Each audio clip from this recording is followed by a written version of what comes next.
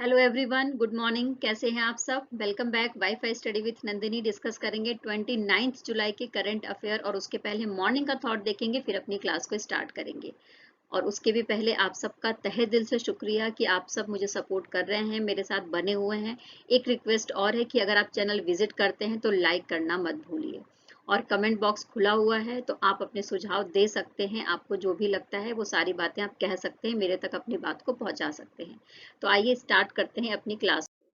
Steve jobs का कहना है कि महान काम करने का सिर्फ एकमात्र यही तरीका है कि आप अपने काम से प्यार करिए। यानी आपका जो भी काम है, अगर आपको उस काम को करने में मजा आता है, आपका इंटरेस्ट है, तो उस काम से आपको प्यार करना बहुत जरूरी है, क्योंकि जब आपको उस काम से प्यार होगा तभी आप बेस्ट कर पाएंगे, है ना। तो जो भी काम आप करते हैं उससे प्यार करिए और निश्चित ही आपको एक दिन सफलता जरूर मिलेगी। और आप कुछ ना कुछ ऐसा करेंगे, कुछ ना कुछ ऐसा इनोवेटिव करेंगे जिसको देखकर लोग हैरान रह जाएंगे। तो आइए स्टार्ट करते हैं अपनी क्लास को इसी खूबसूरत मॉर्निंग थॉट के साथ में। फर्स्ट जो हम बात कर रहे हैं यहाँ पर इंटरनेशनल टाइगर डे के बारे में बात कर रहे हैं, जो हर साल हम 29 जुलाई को मनाते हैं। तो 29 जुलाई को हम क्या मनाते हैं दोस्तों? 29 जुलाई को मनाते हैं इंटरनेशनल टाइगर डे। ओके। अच्छा, इस बार की जो थीम है वो थीम क्या है 2023 के लिए? तो थीम इंपॉर्टेंट होती है क्योंकि एग्जाम में पूछी जाती है। तो बाघों के साथ एक भविष्य, पारिस्थितिकी तंत्र के लिए काम करना, इस थीम के साथ हम 29 जून को इंटरनेशनल टाइगर डे मना रहे हैं। जैसा कि कोई भी डे है हम उसको सेलिब्रेट तब करते हैं, या स्पेशली अगर हम जानवरों से रिलेटेड कोई डे सेलिब्रेट करते हैं, तो उसके पीछे का मोटिव ये होता है कि उस जानवर के संरक्षण के बारे में लोगों को जागरूक करना।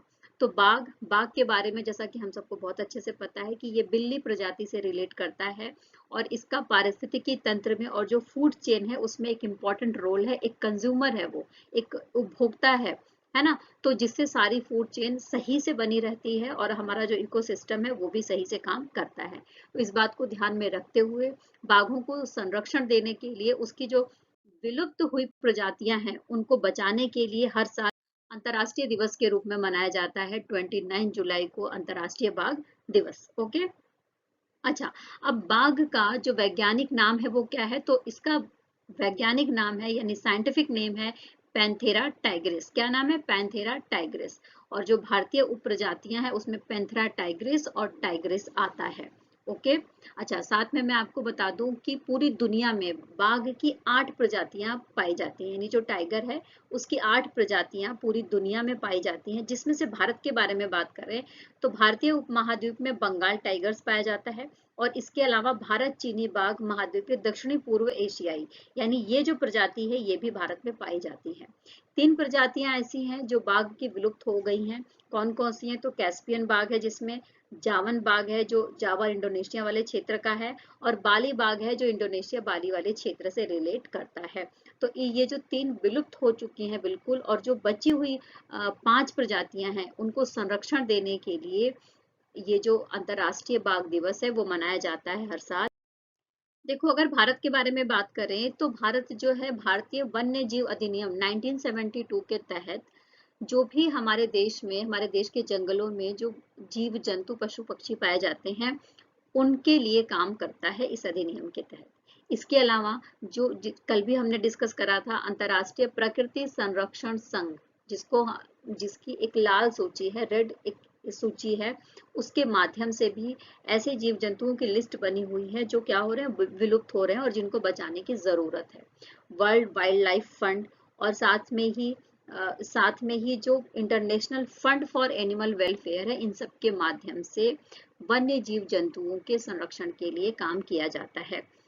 भारत के बारे में बात करें तो स्पेशली भारत के बारे में एक बात करते हुए मैं बताऊंगी कि टाइगर प्रोजेक्ट चलाया गया था 1973 में, और एग्जाम में ये क्वेश्चन आता भी है ना, कि बाघों के संरक्षण के लिए भारतीय सरकार ने जो प्रोजेक्ट टाइगर चलाया था वो किस सन में चलाया था? तो वो चलाया था 1973 में।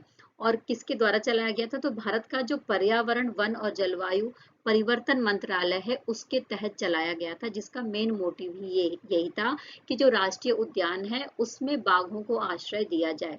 और इसी तरीके से आप देखते हैं कि बाघों के संरक्षण के लिए बाघों को बाहर के देशों से मंगाया जाता है, और जो हमारे देश के जो नेशनल उद्यान है वहां पर इनको रखा जाता है, और इनके संरक्षण के लिए, इनको बचाने के लिए सारा प्रोसेस किया जाता है राष्ट्रीय बाघ संरक्षण प्राधिकरण के माध्यम से, और इसके अलावा प्रोजेक्ट टाइगर 1973 के माध्यम से। ओके, देखिए अगर बाघों की संख्या के बारे में बात करें तो भारत में बाघों की संख्या इस टाइम पर 2967 है, यानी 2967 बाघ आपको देखने को मिल जाएंगे भारत में। और साथ में मैं आपको बता दूं कि भारत में टाइगर रिजर्व इसीलिए बनाए गए हैं। तो कुल टाइगर रिजर्व की संख्या कितनी है, तो कुल के बारे में बात करें, टोटल टाइगर रिजर्व भारत में 53 है। कितने हैं? 53 है, ये नंबर जरूर याद रख लेना।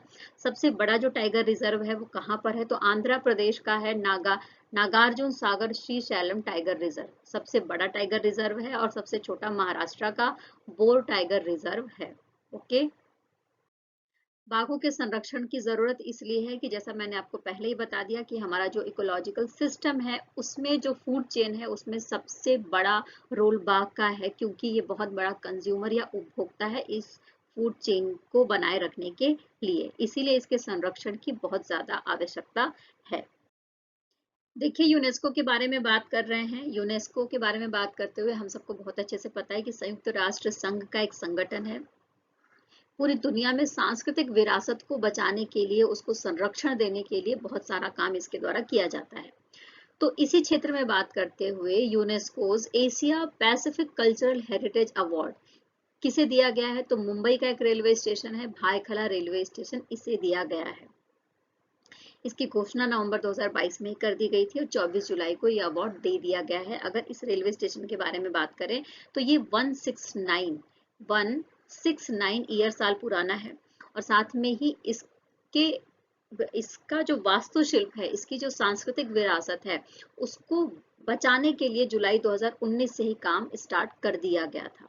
इस परियोजना की शुरुआत किसने करी थी, तो शाइना एनसी ट्रस्टी के द्वारा इसकी शुरुआत करी गई थी, जिसमें आप देखेंगे तो आई लव मुंबई और बजाज ट्रस्ट ग्रुप जैसे जो संगठन है वो भी शामिल थे, और इन्होंने मिलकर इसका जीर्णोद्धार किया है, यानी कि इसको दोबारा से इसके वास्तुशिल्प को बनाया था इसकी सांस्कृतिक विरासत के साथ में, तो जिसकी वजह से ही इसको Asia Pacific cultural heritage award दिया गया है।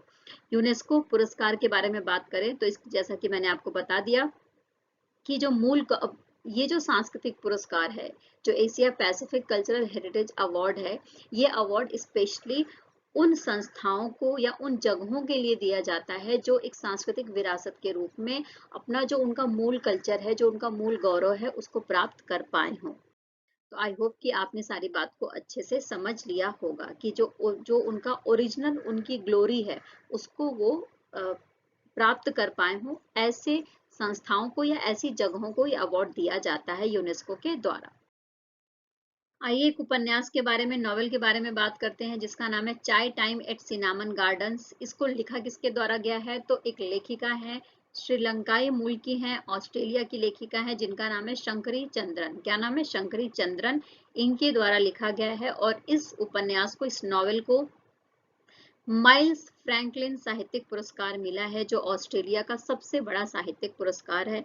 और ये स्पेशली ये अवार्ड एक प्रेस्टिजियस अवार्ड है, और ये इसलिए दिया जाता है जो ऑस्ट्रेलिया की सांस्कृतिक विरासत के बारे में बात करें, जो वहाँ पर बहु कल्चर है, यानी कि जो बहु सांस्कृतिकवाद है उसके बारे में बताए, और उपनिवेशवाद के परिणामों के बारे में बताए, और जिस तरीके से अलग अलग समुदाय के नस्लों के लोग वहाँ मिलकर रहते हैं, उन सब के जो संबंध है आपस में उसको उजागर करे, उसके लिए दिया जाने वाला एक प्रेस्टिजियस अवार्ड है जिसका नाम क्या है? माइल्स फ्रैंकलिन साहित्यिक पुरस्कार। ओके, तो हमने बात कर ली श्रीलंकाई मूल की ऑस्ट्रेलियन लेखिका है जिनका नाम है शंकरी चंद्रन, उनके बारे में, जिनका उपन्यास क्या है, तो चाय टाइम एट सिनामन गार्डन्स इनका उपन्यास है। ओके, आइए माइल्स फ्रैंकलिन साहित्यिक पुरस्कार के बारे में बात करें तो जैसा कि मैंने आपको बता दिया कि एक लिटरेचर के फील्ड में एक प्रेस्टिजियस अवार्ड है जिसका नाम है माइल्स फ्रैंकलिन साहित्यिक पुरस्कार, और ये किसके लिए दिया जाता है? तो ये स्पेशली ऑस्ट्रेलिया की जो साहित्य के क्षेत्र में जो लोग काम करते हैं उनको प्रदान किया जाने वाला ये पुरस्कार है। ओके, आप स्क्रीन पर जिसे देख रहे हैं इनका नाम आदित्य एस सामंत है। क्या नाम है? आदित्य एस सामंत। आदित्य एस सामंत जो है भारत के 83वें शतरंज ग्रैंड मास्टर बनकर उभर कर सामने आए हैं। यानी 83rd नंबर के चेस ग्रैंड मास्टर कौन बने हैं? तो आदित्य एस सामंत बने हैं। ये बात आपको याद रखना चाहिए। और इन्होंने अपने ही देश के आर्यन चोपड़ा के विरुद्ध जब नवा दौर खेला और उसके बाद से ये 83rd नंबर के शतरंज ग्रैंड मास्टर बन गए हैं आदित्य एस सामंत। ओके, तो हमने बात कर ली आदित्य एस सामंत जी के बारे में। आइए नेक्स्ट बात करते हैं। आपको दिख रहा है स्पेस एक्स है ये, और आपको दिख रहा है एक रॉकेट है। रॉकेट के माध्यम से जो ये उपग्रह जो सैटेलाइट छोड़ा जा रहा है ये कौन सा है? तो ये है जुपिटर थर्ड। जुपिटर थर्ड को लॉन्च किया गया है स्पेस एक्स फ्लोरिडा के द्वारा। कहाँ से? तो नासा का जो कैनेडी स्पेस सेंटर है वहां का जो व्हीकल है कॉम्प्लेक्स 39A उसके माध्यम से 27 जुलाई को। ओके, अच्छा, जो जुपिटर थर्ड है ये किस रॉकेट से छोड़ा गया है? तो फाल्कन हैवी रॉकेट का उपयोग करके इसको छोड़ा गया है। और पूरी दुनिया का अगर मैं बात करूं तो पूरी दुनिया का लार्जेस्ट प्राइवेट कम्युनिकेशन सैटेलाइट है। यानी कि वर्ल्ड लार्जेस्ट कम्युनिकेशन सैटेलाइट जिसका नाम है जुपिटर थर्ड, उस उपग्रह को लॉन्च किया गया है, उस सैटेलाइट को लॉन्च किया गया है। कहां से? तो नासा के Kennedy space centre complex 39A से लॉन्च किया गया है 27 जुलाई को। और इसको लॉन्च करने में जो फाल्कन हैवी रॉकेट है उसका उपयोग किया गया है। और कंपनी जैसा कि आप देख रहे हैं ये है स्पेस एक्स। ओके, अच्छा, अब इसके माध्यम से क्या होगा? जुपिटर थर्ड के माध्यम से मैं आपको बता दूं कि जो कम्युनिकेशन है, कम्युनिकेशन और जो कनेक्टिविटी है उसको ज्यादा से ज्यादा इनहेंस करने की कोशिश करी गई है। स्पेशली जो पहाड़ी इलाके हैं, दूर दराज वाले इलाके हैं, वहां की स्थिति को कैच करने की कोशिश करी जाएगी। नासा के बारे में बात करें तो इसका गठन कब किया गया था? तो 19 जुलाई को 1948 को गठन कर दिया गया था। नासा को हम क्या कहते हैं? तो national aeronautics and space administration. क्या कहते हैं? National aeronautics and space administration, जो यूएसए का एक अंतरिक्ष एजेंसी है। इसका मुख्यालय आपको यूएसए के वॉशिंगटन डीसी में देखने को मिल जाएगा। ओके, तो हमने बात कर ली जुपिटर थर्ड के बारे में जिसको लॉन्च किया गया है Kennedy space centre launch complex 39A के माध्यम से फॉल्कन हैवी जो रॉकेट है उसका उपयोग करके, है ना। अच्छा, जुपिटर थर्ड के बारे में जैसा कि मैंने आपको बता दिया कि ये कम्युनिकेशन के लिए काम करेगा। यानी जो कम्युनिकेशन है उसकी हाई स्पीड के लिए काम करेगा, कनेक्टिविटी को बढ़ाएगा। नॉर्थ अमेरिका और साउथ अमेरिका के बीच में जो कनेक्टिविटी है, जो नेटवर्किंग की प्रॉब्लम है उसको सॉल्व करने की कोशिश करेगा, है ना। तो जैसा कि और इंटरनेट की जो पहुंच है वो दूर दराज इलाकों तक, पहाड़ी इलाकों तक और जंगलों तक ले जाने की कोशिश करी जाएगी जुपिटर थर्ड के माध्यम से। जो वाईफाई का कनेक्शन है वो सारी कनेक्टिविटी मिल जाएगी। ओके, अच्छा देखो, handball association of India, HAI का फुल फॉर्म क्या है? तो हैंडबॉल एसोसिएशन ऑफ इंडिया। इस एसोसिएशन को मान्यता दे दी गई है राष्ट्रीय स्तर पर खेल मंत्रालय के द्वारा। यानी जो youth affairs and sports ministry है उसके माध्यम से इसको मान्यता दे दी गई है। इसके अध्यक्ष कौन है? तो इसके अध्यक्ष है दिग्विजय चौटाला। और इसके महासचिव कौन है? तो महासचिव चुने गए हैं जगन मोहन राव। और अब ये क्या करेंगे? तो हैंडबॉल एसोसिएशन ऑफ इंडिया के माध्यम से पूरे भारत में जो हैंडबॉल से रिलेटेड जो गेम है उसके लिए पॉलिसी बनाएंगे, उसके लिए नियम कानून बनाएंगे, उसके टूर्नामेंट को ऑर्गेनाइज करवाएंगे और उसके खिलाड़ियों के लिए काम करने का काम करेंगे। और साथ में मैं आपको ये भी बता दूं कि ये उसी तरीके से काम करेगा जैसे फुटबॉल के लिए और जैसे हॉकी के लिए जो संघ है, ऑर्गेनाइजेशन है, वो काम करती हैं, उसी तरीके से इसको भी मान्यता दे दी गई है भारत में हमारे देश का जो youth affair and sports ministry है उसके द्वारा। ठीक है। हैंडबॉल एसोसिएशन ऑफ इंडिया के बारे में बात करें तो इसको गठित कब किया गया था? तो इसको गठित किया गया था 15 जून को 1972 में, यानी कि 1972 में 15 जून को इसका गठन कर दिया गया था जगत सिंह लोहान के द्वारा। किसके द्वारा? जगत सिंह लोहान के द्वारा। लेकिन अभी तक इसको राष्ट्रीय मान्यता यानी कि जो नेशनल एक मान्यता होती है वो प्राप्त नहीं थी, लेकिन अब जाके इसको राष्ट्रीय मान्यता मिल गई है एक एसोसिएशन के रूप में। भारतीय राष्ट्रीय खेल महासंघ के बारे में बात करेंगे तो ये राष्ट्रीय स्तर पर खेले जो ये गेम है, हैंडबॉल से रिलेटेड जो गेम है उसको आगे बढ़ाने के लिए, उस उनके खिलाड़ियों को प्रोत्साहित करने के लिए काम करेगा राष्ट्रीय और अंतर्राष्ट्रीय स्तर पर। ओके, देखिए यहाँ पर स्क्रीन पर आप दो चीजें देख रहे हैं। एक तो हमारे देश के प्रधानमंत्री नरेंद्र मोदी जी हैं, और दूसरा ये जो परिसर है इसका नाम क्या है? इसका नाम है, ये कन्वेंशन सेंटर है और इसका नाम है भारत मंडपम। और ये नई दिल्ली के प्रगति मैदान में बनाया गया है, स्पेशली राष्ट्रीय और अंतर्राष्ट्रीय स्तर पर यानी नेशनल और इंटरनेशनल लेवल पर किसी भी तरीके की प्रदर्शनी के लिए, सम्मेलन के लिए, भारत की सांस्कृतिक और व्यापारिक महत्व को बढ़ाने के लिए। और इसको बनाने में लगभग 2,700 करोड़ रुपए का खर्च आया है। और इसी का उद्घाटन किया जा रहा है। प्रगति मैदान के इस कन्वेंशन सेंटर का उद्घाटन किया गया 27 जुलाई को प्रधानमंत्री नरेंद्र मोदी जी के द्वारा। और इसका नाम क्या है? तो इसका नाम है भारत मंडपम। क्या नाम है? भारत मंडपम। तो आई होप कि आपने सारी बातें अच्छे से समझ ली होंगी। और इस मौके पर G20 सिक्का भी रिलीज किया गया और टिकट भी जारी किए गए हैं प्रधानमंत्री नरेंद्र मोदी जी के द्वारा। भारत मंडपम के बारे में बात करें तो एक कन्वेंशन सेंटर है, और स्पेशली जो सार्वजनिक उत्पाद होते हैं उसके प्रदर्शनी के लिए, क्योंकि प्रगति मैदान को स्पेशली हम इसीलिए जानते हैं कि कोई भी प्रदर्शनी होती है या कुछ भी अंतर्राष्ट्रीय लेवल पे कुछ किया जाता है तो प्रगति मैदान में किया जाता है। तो इस बात को ध्यान में रखते हुए ही यहाँ पर एक कन्वेंशन सेंटर बनाया गया है सेंट्रल गवर्नमेंट के द्वारा, जिसका नाम है भारत मंडप। देखो इसको डिजाइन किया गया है किस लिए? तो इसको डिजाइन किया गया है लार्जेस्ट मीटिंग के लिए, और जो कन्वेंशंस होते हैं, एग्जीबिशंस होते हैं उसके लिए, जो कॉन्फ्रेंसेस होती है नेशनल लेवल पर, इंटरनेशनल लेवल पर, इसके लिए। ठीक है। और साथ में ही ये जो बनाया गया है ये भारत की सांस्कृतिक विरासत को ध्यान में रखकर बनाया गया है। अगर आप यहाँ पर जाएंगे और इसकी दीवारों को देखेंगे तो यहाँ पर भारत की जो सांस्कृतिक विरासत है वो आपको देखने को मिलेगी, है ना। और वास्तुशिल्प का ध्यान रखा गया है, जो बिल्कुल प्राचीन वास्तुशिल्प की कलाएं हैं यहाँ पर आपको दिख जाएंगी इसकी दीवारों पर। और जो एक स्टोरी भी, एक कहानी भी आपको देखने को मिल जाएगी। और पंच महाभूत जिसको हम कहते हैं आकाश, वायु, अग्नि, इसको भी शामिल किया गया है। और भारत जैसा कि इनिशिएटिव ले रहा है सौर ऊर्जा के क्षेत्र में, और जो सूर्य की शक्ति है उसके माध्यम से ऊर्जा को उत्पन्न करने का काम कर रहा है, और इसका हेड है भारत। तो इस बात को भी यहाँ पर प्रदर्शित किया गया है।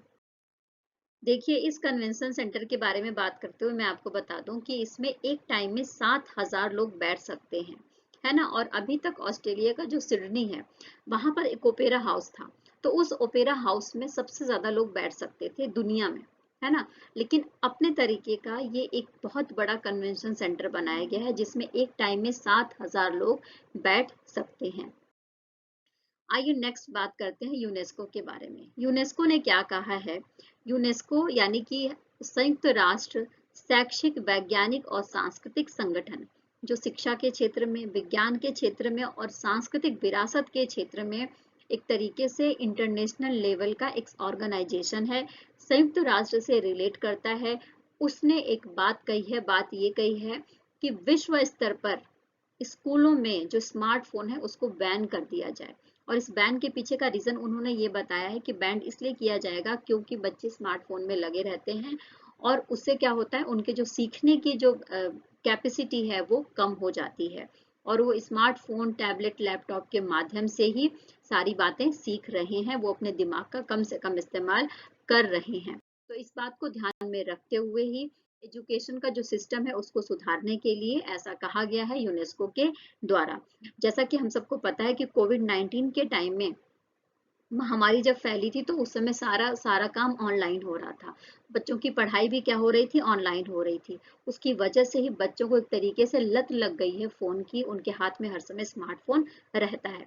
तो इस बात को ध्यान में रखते हुए ही ऐसा किया गया है यूनेस्को के द्वारा, जिससे कि जो डिजिटल टेक्नोलॉजी है उसके ऊपर जो निर्भरता है वो कम हो सके बच्चों की, और वो अपने कैपेसिटी, अपने मेंटल हेल्थ के लिए, अपने उनके खुद की हेल्थ के लिए बहुत जरूरी है कि वो स्मार्टफोन से दूर रहे। तो आई होप कि आपने सेशन को अच्छे से समझा होगा, एंजॉय किया होगा। तो प्लीज मेरे चैनल पर बने रहिए, लाइक करते रहिए, शेयर करते रहिए और सब्सक्राइब जरूर कर लीजिए। प्लीज लाइक जरूर करिए, क्योंकि देखिए व्यूज होते हैं लेकिन लाइकिंग कम होती है, तो इस बात का जरूर ध्यान रखा करिए कि अगर आपने विजिट किया है तो लाइक भी कर दीजिए। बाकी जो भी कंटेंट है, मटेरियल है, सारा आपको टेलीग्राम के लिंक पर मिल जाएगा। वहां पर जाकर हिंदी और इंग्लिश बोथ लैंग्वेजेस में आप पढ़ सकते हैं, देख सकते हैं, समझ सकते हैं। ठीक है, फिर कल मिलूंगी नए न्यूज के साथ, नए विचारों के साथ में। तब तक टेक केयर, बाय बाय, खूब खुश रहिए, खूब को अपना ध्यान रखिए और जीवन में आगे बढ़ते रहिए। Okay, bye bye.